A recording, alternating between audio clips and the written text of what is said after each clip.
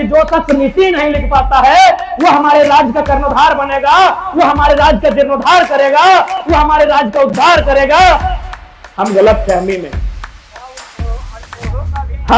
फहमी में हैं। हमारे पास 81 विधायक, 14 सांसद, 6 राज्यसभा सांसद है। अगर वे लोग नीति 2 अक्षर में आता है, अगर नीति को शुद्ध लिख देंगे तो हम कल ही वापस ले लेंगे आंदोलन को। हम लोग किसी प्रकार की राजनीति नहीं करेंगे। हमारे 81 एमएलए जो है, हमको लगता है 70+ लोग एमएलए का फुल फॉर्म नहीं जानते। तो बताइए, हम लोग को लोग बोलता है कि लड़का लोग, छोड़ा लोग नेता। हमारे गोडा के सांसद को बिहारी को स्वीकार कर लिए, हरियाणा को स्वीकार कर लिए, यूपी वाला को स्वीकार कर लिए, काके का विधायक है आपका राजस्थान का। अरे आप गोटे इंडिया वाला को अपने झारखंड में स्वीकार कर लिए, और इसी झारखंड का पारसनाथ की मिट्टी में पलने वाला एक बेटा खड़ा हुआ है। आप लोग बोले छोड़ा नेता। इससे पहले प्रधानमंत्री ने डायरेक्ट अगर किसी राज्य में कहीं उद्घाटन किया है तो मुझे लगता है झारखंड में किया। पंचेत डैम का उद्घाटन नेहरू जी ने किया है, सिंदरी कारखाना का उद्घाटन नेहरू जी ने किया है। ऐसे दर्जनों योजनाएं हैं जिनका उद्घाटन खुद पंडित नेहरू ने किया। सबसे बड़ा राष्ट्रवादी कोई है तो झारखंडी है। हमने लगभग 25 लाख एकड़ भूमि राष्ट्र निर्माण के लिए दिया। क्या कोई गुनाह है? कोई गुनाह नहीं है। आप राष्ट्रवाद के नाम पर क्षेत्रवाद का गला नहीं घोट सकते। आज राष्ट्रवाद का एक मुहिम चलता है। हमने कभी नहीं कहा कि हम राष्ट्रवादी नहीं है। हमारी बिजली कलकत्ता से लेकर बांग्लादेश तक मंगाती है, हमारा कोयला पूरा देश से चूल्हा जलता है, और आज अगर वह राज्य अपना अधिकार मांगता है उसमें कोई गुनाह। अरे कम से कम IAS IPS तो छोड़िए, मजदूरी में भी कम से कम झारखंडी को प्राथमिकता नहीं मिलेगी तो सब कहा जाएगा।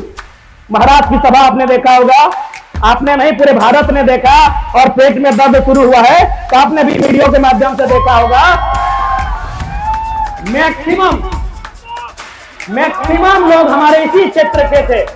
उत्तरी छोटा नागपुर का जो ये हिस्सा है, पारसनाथ और झुमरा पहाड़ के इस पर का हिस्सा जो है, मैक्सिमम लोग इसी क्षेत्र के थे। एक बिहार का आदमी आके यहाँ का सांसद नहीं बनता, वो तो बना ही, उसका बेटा भी सांसद बना है, और अबरी भाषण देता है कि जो काम हम नहीं किए मेरा बेटा करेगा। 3 पीढ़ी का ठिका लेके रखे। ये तो मानते हैं कि राज्य पिछड़ा है, लेकिन कारण क्या है? और पिछड़ा रहने का कारण अगर हमारे पास होता, हमारे पास सुविधाएं नहीं होती, हमारे पास रिसोर्सेस नहीं होते, हमारे पास साधन संसाधन नहीं होते, उसके बाद अगर हम पिछड़े राज्य की गिनती में आते तो अपनी नीति को स्वीकार करते, अपने भाग्य को कोसते, हम स्वीकार करते कि हमारे पास साधन नहीं। क्या हमारा राज्य नंबर 1 बना है? मुख्यमंत्री अनपढ़ हो सकता है, चलेगा, लेकिन एक राज्यपाल का पढ़ा लिखा होना होता है। उस राज्यपाल ने कहा था कि जिन संसाधनों के साथ झारखंड अलग हुआ है, आने वाले 20 सालों में ये भारतवर्ष का नंबर 1 राज्य होगा।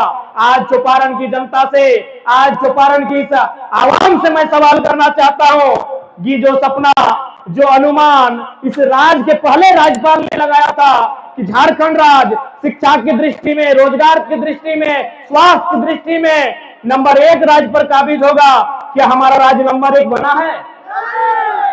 क्या हमारा राज्य नंबर 1 बना है? ये हमारा कथन नहीं है। मेरी उम्र उस समय 7-8 साल होगी, 7-8 साल भी नहीं, 6 साल, मात्र 6 साल हमारी आयु थी। मेरा कथन नहीं है, ये इस राज्य के पहले राज्यपाल का कथन है कि भारत की जो मानचित्र होगा उस मानचित्र में झारखंड एक राज्य होगा। लेकिन आज झारखंड नंबर 1 राज्य नहीं बना पाया है, अपितु नंबर 2, 3, 4 पर है, पीछे से, आगे से नहीं। ये हमारा राज्य पीछे से, आपको चाहे शिक्षा की बात करें, स्वास्थ्य की बात करें, रोजगार की बात करें, या फिर तकनीकी की बात करें, या फिर अन्य बुनियादी ढांचों की बात करें, यह राज्य पीछे से है, नंबर 2 पे है, नंबर 3 पे है। तो कारण क्या है? ये तो मानते हैं कि राज्य पिछड़ा है, लेकिन कारण क्या है? और पिछड़ा रहने का कारण अगर हमारे पास होता, हमारे पास सुविधाएं नहीं होती, हमारे पास रिसोर्सेस नहीं होते, हमारे पास साधन संसाधन नहीं होते, उसके बाद अगर हम पिछड़े राज्य की गिनती में आते तो अपनी नीति को स्वीकार करते, अपने भाग्य को कोसते, हम स्वीकार करते कि हमारे पास साधन नहीं है। लेकिन 40%, 1-2 नहीं, पूरा 40% खनिज संपदा देने वाला राज्य अगर पीछे नंबर 1-2 पर है तो सवाल खड़ा करना पड़ता है। हमें सोचना पड़ता है, हमें समझना पड़ता है कि 40% खनिज देने वाला राज्य वो नंबर 2 पे क्यों, वो नंबर 3 पे क्यों पीछे से? हमारे पास अगर साधन संसाधन नहीं होते तो हम नियति को दोष देते, हम अपने भाग्य को कोसते कि हमारे भाग्य में नहीं है, हमारी नियति में नहीं है, हमारी तकदीर में नहीं है। लेकिन 40% हम अगर खनिज देते हैं, अगर हजारीबाग में कहीं कोयला मिलता है, धनबाद में कोयला मिलता है, बोकारो में बारूद मिलता है, कोडरमा में अभ्रक मिलता है, तो गिरिडीह में पत्थर का खदान मिलता है, और ऐसे में अगर राज्य में बेरोजगारी होगी, अगर ऐसे में राज्य अगर अव्वल नहीं होगा तो सवाल खड़ा होता है। तो अगर आज बात किया जाए कि हमारी फेलिटी कहां रही, किन कारणों से हमारा राज्य फेलियर रहा, कहां हमसे दोष हुई, कहां हमसे चूक हुई, कहां हमसे भूल हुई, तो जैसा कि हमारे पूर्व के वक्ताओं ने कहा कि कहीं ना कहीं हमें राजनीतिक भूल हुई। हम लोग राजनीतिक चेतना को नहीं समझ पाए, हम लोग अपने मताधिकार को नहीं समझ पाए, हम डॉक्टर बाबा साहब 1 पर्सन 1 वोट 1 वैल्यू के महत्व को नहीं समझ पाए, इसलिए आज हमारा नुकसान हुआ है। यदि हम में चेतना होती, यदि हम में जागरूकता होती, यदि हम अपने मत को लेकर जागरूक होते, तो चूंकि पहले लोकसभा है, मैं लोकसभा की बात करूंगा, एक बिहार का आदमी आके यहाँ का सांसद नहीं बनता, वो तो बना ही, उसका बेटा भी सांसद बना है और अबरी भाषण देता है कि जो काम हम नहीं किए मेरा बेटा करेगा, 3 पीढ़ी का ठिका लेके रखे।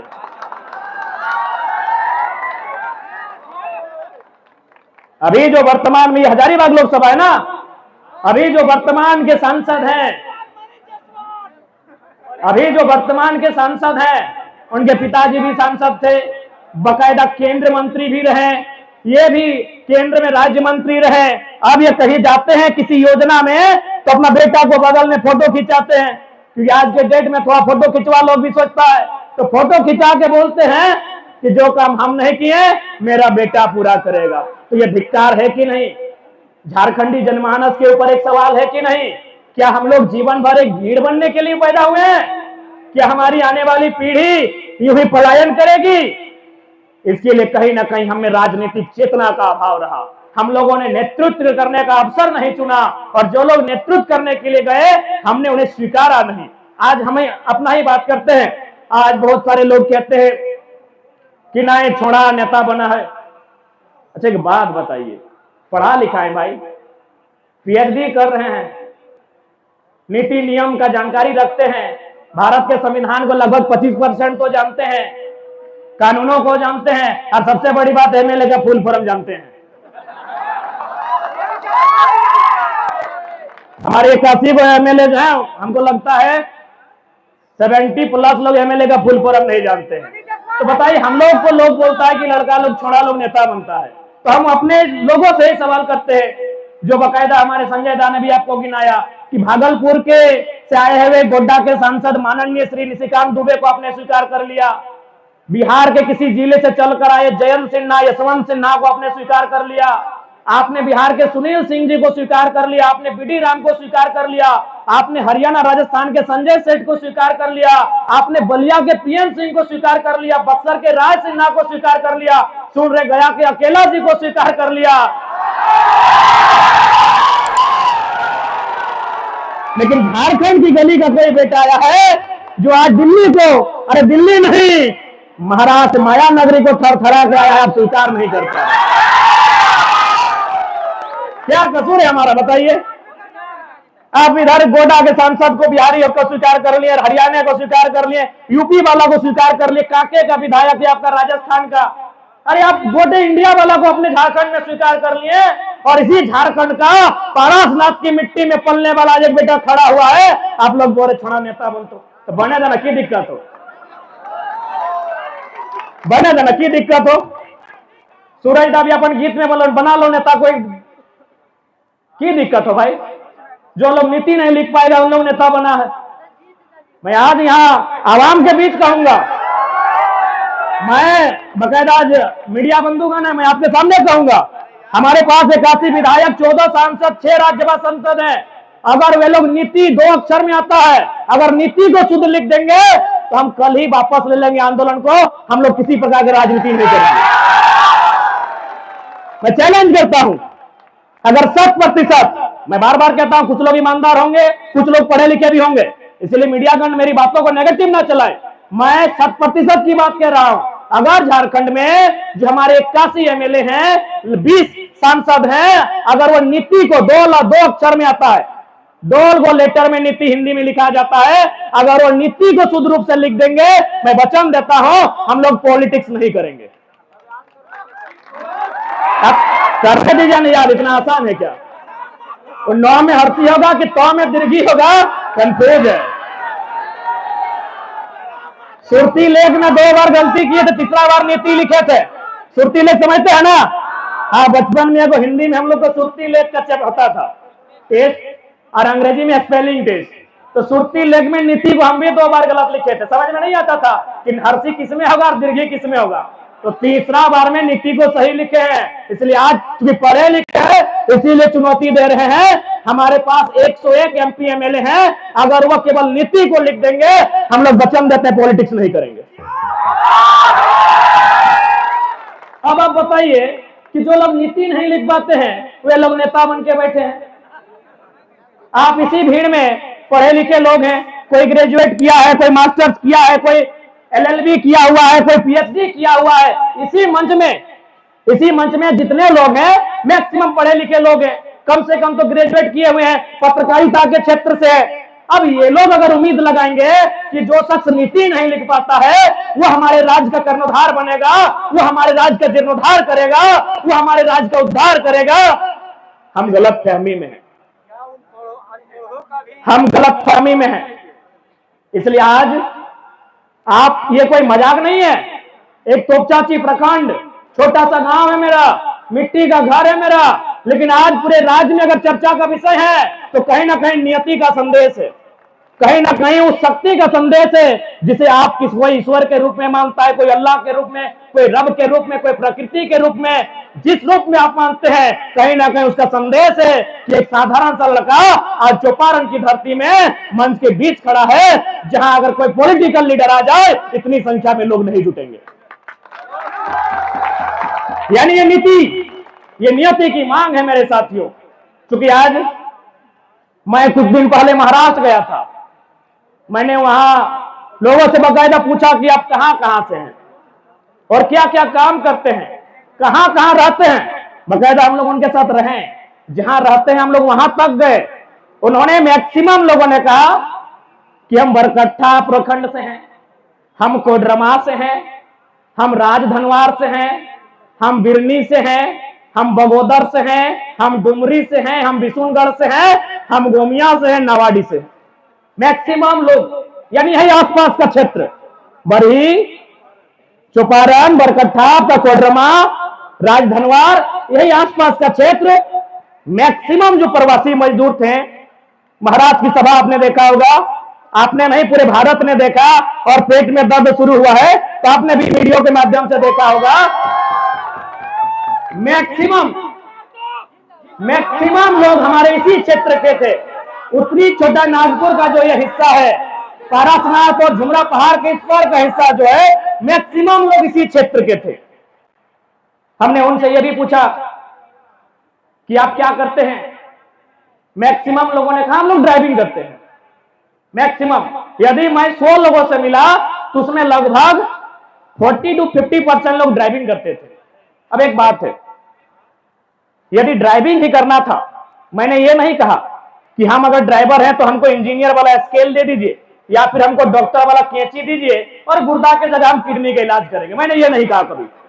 और आज भी हम लोग फेंका फेंकी वाला बात नहीं कहेंगे। यदि हमारे भाई जो बरकट्ठा से चलकर महाराष्ट्र गए हैं, जो बरही चौपारण से चल के महाराष्ट्र गए हैं, जो कोडरमा से चलकर, चंदवाड़ा से चलकर, बिशुनगढ़ बगोदर से चलकर महाराष्ट्र गए हैं, और वे यदि वहां ड्राइविंग का ही काम करेंगे तो भाई ठीक है, वो ड्राइविंग ही करेंगे। जो ड्राइविंग का सेक्टर होता है, यानी सड़क परिवहन मंत्री, हमारे यहाँ कोल्हान से है सड़क परिवहन मंत्री। झारखंड में इतनी लंबी लंबी सड़कें हैं, ये बरही से लेकर बहरागोड़ा है, एक आपका बरही से लेकर सीधे निरसा तक है ना। यानी हमारे यहाँ भी लगभग 1,00,000 किलोमीटर के आसपास सड़कें हैं। तो यदि हमारे भाई जो प्रवासी मजदूर के रूप में बाहर गए हैं, जिनकी नियति में प्रवासी बनना है, और वे अगर ड्राइविंग से अपने परिवार का भरण पोषण करेंगे तो झारखंड की सड़कों पर व्यवस्था किया जाए। झारखंड की सड़कों पर व्यवस्था किया जाए, झारखंड की सड़कों पर ट्रांसपोर्ट की व्यवस्था किया जाए। क्या ये हम कोई पहाड़ काटने का बात कर रहे हैं, या फिर क्या हम कोई जादुई छड़ी घुमाने की बात कर रहे हैं? क्या संभव है ना संभव? क्या ट्रांसपोर्ट की व्यवस्था जो आज अगर लाखों हमारे लोग प्रवासी मजदूर के रूप में महाराष्ट्र में टेम्पो चलाते हैं, महाराष्ट्र में कार चलाते हैं, टैक्सी चलाते हैं, तो इन्हीं सड़कों पर ट्रांसपोर्ट की व्यवस्था किया जाए और बिल्कुल मजदूरी में तो 100%, अरे कम से कम IAS IPS तो छोड़िए, मजदूरी में भी कम से कम झारखंडी को प्राथमिकता नहीं मिलेगी तो शख्स कहां जाएगा? उसके बाद एक सेक्टर से मिला हुए लोग माइनिंग का काम करते हैं। 10 बाय 10 का कमरा था और कमरे का तापमान इतना था कि आप अगर सूरज के सामने खड़े हो जाएंगे जून महीना में तो सूरज की रोशनी का ताप आपको उतना गर्मी नहीं दे सकता है जितना उस कमरे का ताप था। उन लोगों ने कहा हम लोग माइनिंग का काम करते हैं। तो हमने कहा ठीक है, आप माइनिंग का काम करते हैं तो माइनिंग तो हमारे भी यहां होती है, कोयला की माइनिंग होती है, पत्थर की माइनिंग होती है, अभ्रक की माइनिंग होती है, यूरेनियम की माइनिंग होती है, और भी बहुत सारे पदार्थ है और बहुत सारे तत्व है जिसकी माइनिंग होती है। यदि माइनिंग ही करना है तो 2000 किलोमीटर दूर जाके महाराष्ट्र में क्यों, झारखंड में क्यों नहीं? झारखंड में क्यों नहीं? माइनिंग अगर हमको करना था तो झारखंड में हमको अवसर मिलना चाहिए, हमको झारखंड में अपॉर्चुनिटी मिलना चाहिए। क्या यह कोई हवाई बात है? संभव है, एक नियम बनाना है, सारा संभव है। आज अगर माइनिंग की बात किया जाए तो भारी संख्या में कोयला का माइनिंग होता है। तो आपकी जानकारी के लिए हम बता दें, मेघालय की बात करें, मिजोरम की बात करें, तो वहां क्या होता है, कोऑपरेटिव सोसाइटी के माध्यम से माइनिंग होती है, यानी रैयतों को राइट मिलता है। तो भाई अगर हम माइनिंग की बात करेंगे, अगर हम मजदूरों की बात करेंगे, नीति नियम की बात करेंगे, तो उसके लिए भले आज हम माइक में भाषण के रूप में बात कर रहे हैं, आज हमें मीडिया वाले कवरेज कर रहे हैं, लेकिन हमारी बात की गरिमा, हमारे बात का महत्व तब होगा जब दिल्ली में हमारी दस्तक होगी।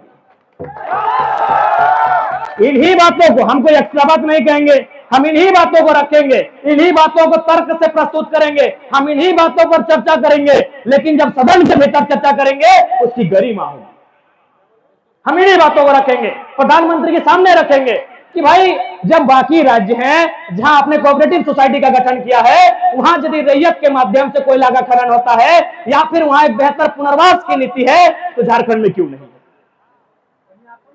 हम इन्हीं बातों को वहां दोहराएंगे, क्योंकि जब तक सदन में आपका चर्चा नहीं होगा, जब तक देश के सबसे बड़े पंचायत में आपका चर्चा नहीं होगा, तब तक आप अपनी नीति की नहीं सोच सकते हैं, आप अपने विकास की नहीं सोच सकते हैं। और आज 23 सालों के झारखंड में झारखंडी इतना जागरूक हुआ है कि 2024 में जब नौजवान दिल्ली में दस्तक देंगे तो हम ये तो पहले रखेंगे कि हम 40% खनिज देते हैं, हमको 40 मिनट का मीटिंग झारखंड पे चाहिए। 40 हमको ज्यादा नहीं चाहिए, 40 मिनट का मीटिंग चाहिए। झारखंड के विषय में कैबिनेट चाहिए। 40% हम खनिज संपदा देते हैं, हमारी बिजली कलकत्ता से लेकर बांग्लादेश तक मंगाती है, हमारा कोयला पूरा देश से चूल्हा जलता है, और आज अगर वह राज्य अपना अधिकार मांगता है इसमें कोई गुनाह नहीं है। क्या कोई गुनाह है? कोई गुनाह नहीं है।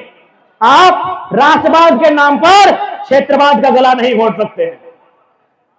आज राष्ट्रवाद का एक मुहिम चलता है, हमने कभी नहीं कहा कि हम राष्ट्रवादी नहीं है।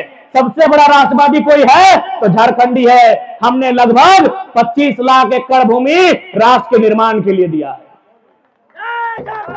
इसलिए ये ढोंग हमें ना दिखाए, ये आप राष्ट्रवाद के नाम पर हमें गर्त में नहीं ले जा सकते हैं, ये राष्ट्रवाद के नाम पर हमें नक्सलवाद में नहीं ले जा सकते हैं।